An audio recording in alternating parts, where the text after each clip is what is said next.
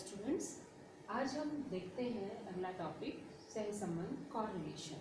तो सहसंबंध क्या है, कॉरिलेशन क्या है।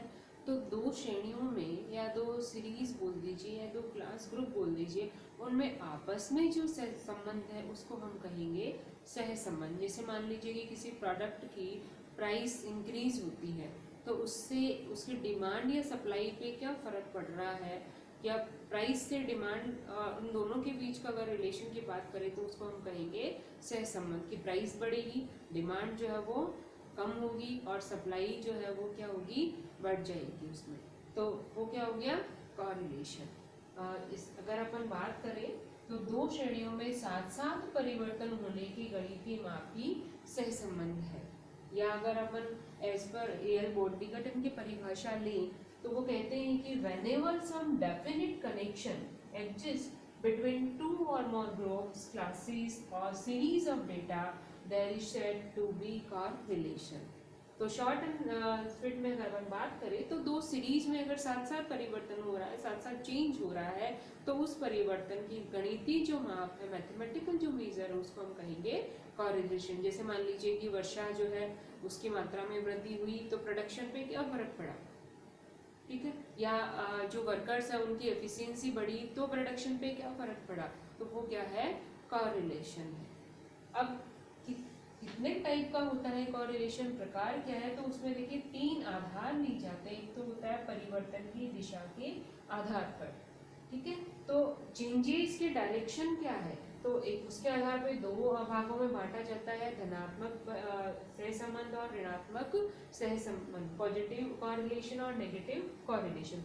पॉजिटिव कॉरिलेशन में तो क्या होगा कि दोनों में सेम, जैसे मान लीजिए कि प्रोडक्शन बढ़ रहा है, ठीक है, और डिमांड भी बढ़ रही है, प्रोडक्शन घट रहा है और डिमांड भी घट रही है, तो जो परिवर्तन है अगर दोनों एक ही दिशा में होते हैं तो उसको हम कहेंगे धनात्मक सहसंबंध। और ऋणात्मक में क्या होगा कि एक जो श्रेणी है, एक चीज में तो क्या होगा, इंक्रीज होगी और एक में क्या होगा, डिक्रीज होगी। जैसे मान लीजिए कि किसी प्रोडक्ट की अगर कीमत बढ़ती है तो फिर उसकी डिमांड में क्या होगी, कमी होगी। जैसे पहले अगर प्राइस 4 रुपए थी और अब प्राइस बढ़कर 5 रुपए हो गई, तो पहले मान लीजिए कि 5 यूनिट उसकी बिकती थी तो अब 4 ही बिकेंगी, ठीक है। तो एक में चेंज होने पर दूसरे में अगर कमी होती है, एक में वृद्धि हो रही है और दूसरे में कमी हो रही है, तो वह नेगेटिव कॉरिलेशन हो रहा है। दोनों में ही अगर वृद्धि हो रही है और दोनों में ही कमी हो रही है तो वो हो गया पॉजिटिव कॉरिलेशन। फिर आता है परिवर्तन के अनुपात के आधार पर। तो परिवर्तन के अनुपात के आधार पर दो भागों में बांटते हैं हम, लीनियर कॉरिलेशन और कर्व लीनियर कॉरिलेशन। तो लीनियर कॉरिलेशन जो रेखीय सहसंबंध है उसमें तो क्या होता है कि परिवर्तन का जो अनुपात है वो स्थायी रहता है। जैसे मान लीजिए कि हमेशा ही ऐसा होता है कि 5% जो है वो अगर प्राइस बढ़ती है तो प्रोडक्शन जो डिमांड है उसमें 10% की ही कमी होगी। या वक्र रेखीय में क्या होगा कि इसमें जो परिवर्तन का अनुपात है वो स्थिर नहीं रहता। कि जैसे मान लीजिए कि इंक्रीज अगर 5% हो रही है, मान लीजिए कि डिमांड में ही इंक्रीज अगर 5% हो रही है तो लेकिन सप्लाई जो है या जो प्राइस जो है उसमें इंक्रीज कभी 10% हो जाती है, कभी 5% रह जाती है, कभी 8% रह जाती है। तो कुल मिलाकर के दोनों में क्या होता है कि जो अनुपात है परिवर्तन का वो अगर स्थिर नहीं है तो वो कर्व लीनियर हो जाएगा। और परिवर्तन का अनुपात अगर हमेशा स्थिर है कि भाई 5% अगर इंक्रीज होती है प्राइस में तो डिमांड जो है वो 5% ही घट रही है, 10% है तो डिमांड 10% ही घट रही है। तो अगर अनुपात समान रहता है हमेशा तो वो हो जाएगा लीनियर कॉरिलेशन। फिर है चरों की संख्या के आधार पर सिंपल कॉरिलेशन, पार्शियल कॉरिलेशन और मल्टीपल कॉरिलेशन। सिंपल में तो क्या होता है कि केवल दो चरों का आपस में अध्ययन करते हैं तो वो सिंपल कॉरिलेशन हो गया। पार्शियल में क्या होगा कि दो से ज्यादा चर लेते हैं, लेकिन इसमें क्या है कि दो से ज्यादा लेते हैं और एक को स्थिर मानकर फिर अध्ययन किया जाता है। जैसे मान लीजिए कि हम प्रोडक्शन लिया कि मूंगफली का प्रोडक्शन कितना हुआ और उस पर प्रभाव किस किस का पड़ता है, वर्षा की मात्रा का भी पड़ेगा, श्रमिकों की एफिशिएंसी का भी प्रभाव पड़ेगा, मिट्टी की उपजाऊता कितना है उनका भी प्रभाव पड़ेगा। लेकिन सबको स्थिर रखकर केवल ये देख रहे हैं कि जो मिट्टी की उपजाऊता है और जो प्रोडक्शन है मूंगफली का उनका केवल हम दोनों का देख रहे हैं, तो वो आंशिक सहसंबंध हो गया। और मल्टीपल में क्या होगा कि स्वतंत्र चरों की संख्या जो है, डिपेंडेंट जो चर है उनकी संख्या ज्यादा होगी और दो से ज्यादा चर होंगे तो वो हो जाएगा मल्टीपल कॉरिलेशन। अब ये होता है कि इनका माप कैसे करेंगे हम सहसंबंध का, तो किस तरीके से हम माप करेंगे या उसका परिणाम किस क्या है, रिजल्ट ऑफ कॉरिलेशन, सह संबंध का परिणाम।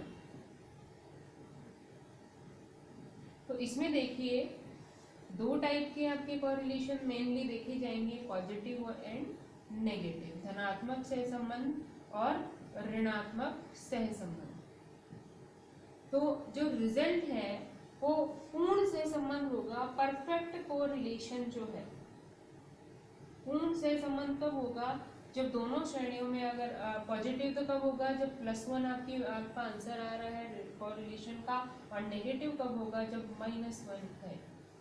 फिर हाई कब होगा, हाई की जो रेंज है वो होगी +0.5 से +0.75 तक, और नेगेटिव का होगा -0.5 से -0.75 तक जो रेंज। और लो कोरिलेशन कब होगा, निम्न जो है ये हो जाएगा आपका हाई, सॉरी मध्यम लेंगे। मीडियम कब होगा, मीडियम, लो और 0। तो ये हो गया आपका उच्च सहसंबंध, मध्यम, निम्न, और ये हो जाएगा सहसंबंध का अभाव।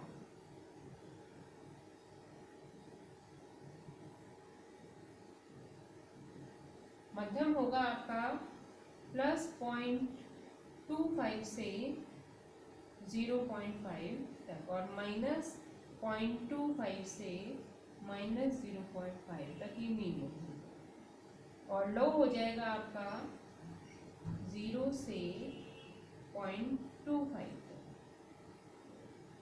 -0.25 तक, और ये प्लस। और सहसंबंध का कब अभाव होगा, जब आंसर आपका आ रहा है 0, तो यहाँ पर सहसंबंध का अभाव हो जाएगा।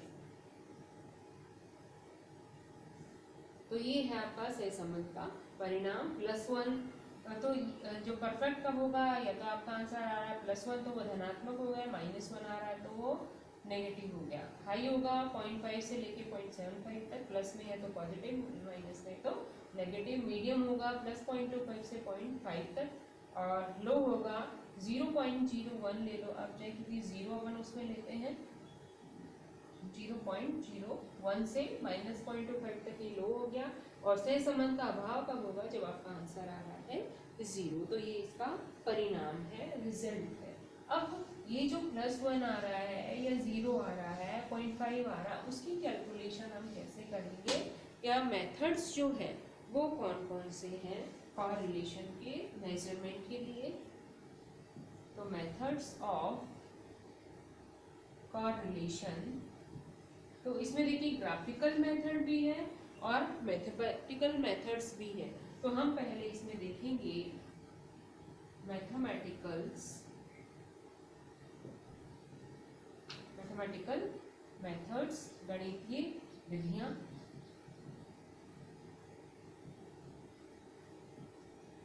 अब गणितीय विधियां जो है उनमें सबसे पहला जो मेथड हम लेंगे, कार्ल पियर्सन मेथड।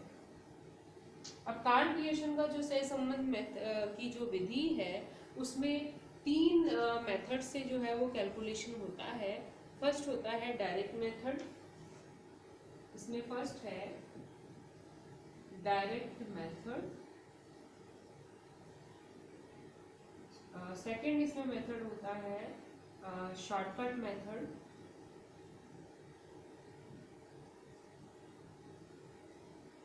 सेकंड है इसमें शॉर्टकट मेथड, और उसमें भी एक्चुअल जो मीन है उससे डेविएशन लेकर, डेविएशन फ्रॉम एक्चुअल मीन, वास्तविक माध्य से विचलन लेकर।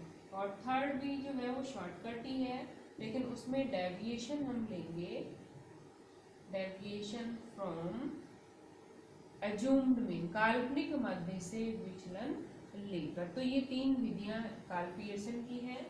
फिर आपका सेकंड जो इसमें मेथड आता है, पहला मेथड आपके आता है कार्ल पियर्सन का मेथड, दूसरा जो मेथड आता है वो अपना आएगा रैंक डिफरेंस मेथड, रैंक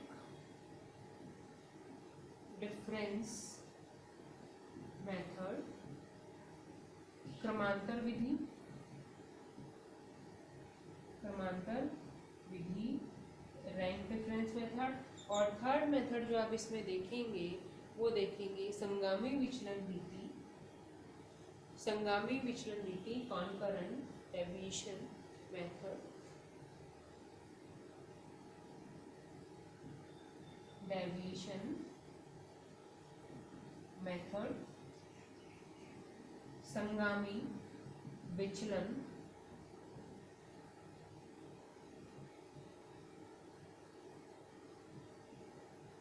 रीति, और जो फोर्थ मेथड होगा वो है न्यूनतम वर्ग विधि, लीस्ट स्क्वायर मेथड। तो ये जो दो मेथड है ये तो आपको स्पेशली इन पे ध्यान रखना है, कार्ल पियर्सन और रैंक डिफरेंस का, और बाकी संगामी विचलन रीति और लीस्ट स्क्वायर जो मेथड है, न्यूनतम वर्ग विधि, वो भी हम देखेंगे। लेकिन जो अधिकतर आपके विधि काम में आती है वो कार्ल पियर्सन की और रैंक डिफरेंस की जो मेथड है वो काम में आती है। तो हम सबसे पहले देखेंगे कि कार्ल पियर्सन का जो मेथड है वो क्या है, और उसमें भी डायरेक्ट मेथड हम सबसे पहले देखते हैं। तो डायरेक्ट मेथड में क्या होगा कि जो संख्याएं आपको दे रखी है, मूल संख्याएं जो दे रखी है उसके आधार पर ही जो है सहसंबंध की गणना की जाएगी। तो इसमें मूल डायरेक्ट विधि जो है उसमें फॉर्मूला होगा R is equal to sigma X Y upon और sigma X Y N into sigma x sigma Y, और अपॉन में इसमें आ जाएगा sigma x square N minus sigma x का होल स्क्वायर, ये अंडर रूट आएगा इसमें और ये ब्रैकेट में, फिर into sigma Y square N minus sigma Y का होल स्क्वायर। तो सिग्मा एक्स वाई एन, फिर ब्रैकेट में सिग्मा एक्स सिग्मा वाई और under root sigma x square N minus sigma x का होल स्क्वायर, फिर इसको ये मल्टीप्लाई होगा sigma Y square N minus sigma Y का होल स्क्वायर। इससे आप जो है आपका सहसंबंध निकल जाएगा।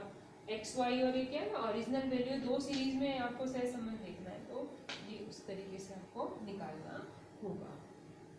या आप इसको इस तरीके से, जैसे अगर मान लीजिए कोई भी प्रश्न लेते हैं अपन, इस तरीके से करेंगे। जैसे मान लीजिए आपको दे रखी है सीरीज एक्स दे रखी है, सीरीज वाई भी दे रखी है, और इनमें वैल्यूज आपको दे रखी है 1 2 3 4 5, और इसमें मान लीजिए आपको दे रखा है 2 3 5 8 7। इस तरीके से मान लीजिए आपको प्रश्न दिया है और ये कहा जाए कि दोनों के बीच में सहसंबंध निकालिए आप दो श्रेणियों में। तो अगर आप डायरेक्ट मेथड फॉलो करते हैं तो हमें सिग्मा एक्स वाई चाहिए, सिग्मा एक्स सिग्मा वाई चाहिए, सिग्मा एक्स स्क्वायर भी चाहिए और वाई का स्क्वायर भी चाहिए। तो आप क्या करेंगे कि एक्स तो आपको दे ही रखा है तो आप इसका स्क्वायर भी निकालेंगे। अगर डायरेक्ट मेथड में वाई हमें दे रखा है तो वाई का स्क्वायर, और एक हमें चाहिए कि वैल्यू किसकी x y, x into y, तो ये हो जाएगा एक्स वाई। अब हम ले लेंगे तो एक्स का स्क्वायर लेते हैं तो 1, 2 का स्क्वायर 4, 3 का स्क्वायर 9, 4 का स्क्वायर 16, 5 का स्क्वायर 25। यहाँ पे 2 का स्क्वायर 4, 3 का 9, 5 का 25, 8 का 64 और 7 का 49। अब टोटल कर लेंगे तो ये तो हो गया सिग्मा एक्स स्क्वायर, ये sigma x, sigma Y square, और ये हो जाएगा सिग्मा एक्स वाई। तो यहाँ एक्स और वाई को इंटू करेंगे तो 1 इंटू 2 2, 2 इंटू 3 6, 3 इंटू 5 15, एक्स और वाई को करना है 4 इंटू 8 32 और 5 इंटू 7 35। अब इनका टोटल अगर हम करेंगे तो 5 10 12 6 18 20 90 हो गया इसका टोटल। ऐसे ही सिग्मा वाई स्क्वायर अगर हम टोटल करेंगे तो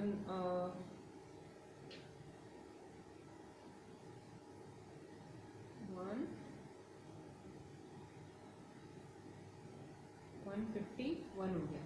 इसका टोटल अगर लेते हैं तो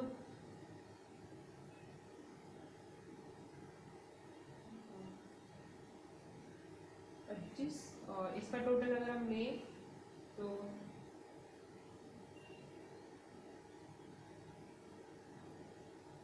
55 और 5 + 4 9 3 12